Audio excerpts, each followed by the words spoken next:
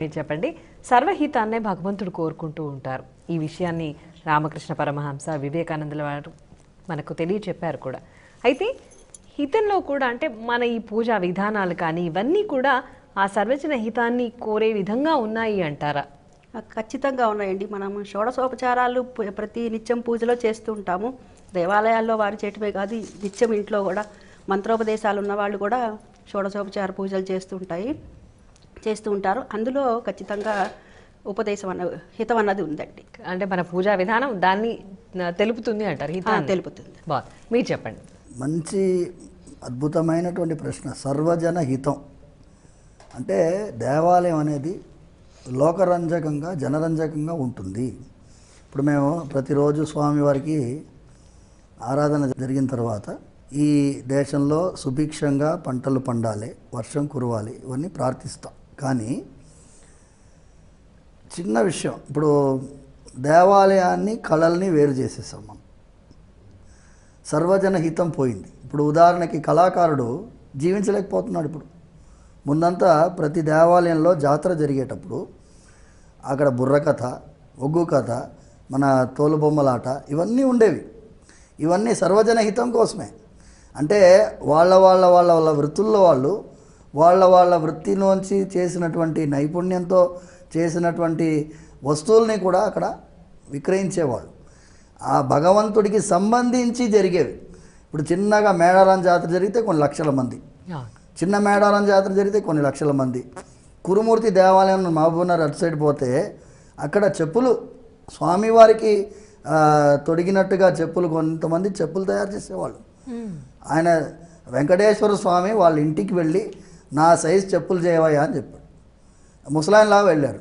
వీళ్ళు ఆయన తయారు చేస్తే పెద్ద సైజ్, ఇంత సైజు చెప్పులు మేము ఎప్పుడు చేయలేదని అదొక స్థల పురాణం. అక్కడ వాళ్ళు బ్రహ్మాండమైన ఉత్సవం జరుగుతుంది. ఇవన్నీ తెలియదు మన వాళ్ళకి. ఇవన్నీ కూడా మీ ద్వారా వెళ్తుంది ఇప్పుడు. అందుకోసం సర్వజన హితం అంటే ఇది భక్తి, దేవాలయం, అక్కడ ఆరాధన ప్రక్రియ, ఇవన్నీ కూడా నృత్య గీత యుతం వాద్యం నిత్యం అత్ర వివర్ధత.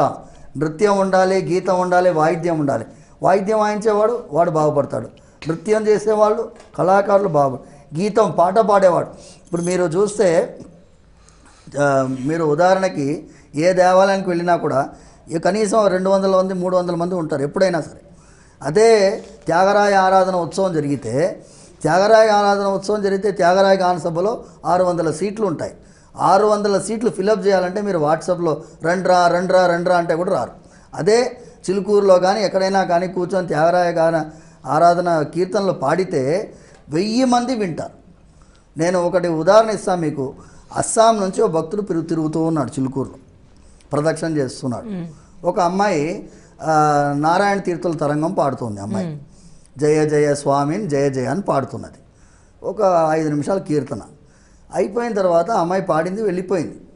ఆ అస్సాం నుంచి తిరిగే భక్తుడు వచ్చి నన్ను, స్వామీజీ ఓ జో గానా గాయి ఓ లड़की वो मुझे समझ में नहीं आया लेकिन बहुत आनंद आया అన్నాడు.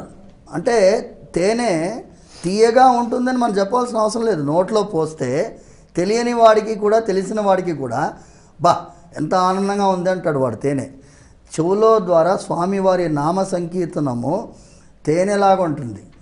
అచ్యుతానంద గోవింద విష్ణోర్ నారాయణామృత రోగాన్మే నాశయాశేషాన్ ఆశుధన్వంతరే హరే. ఆగమశాస్త్ర శ్లోకం.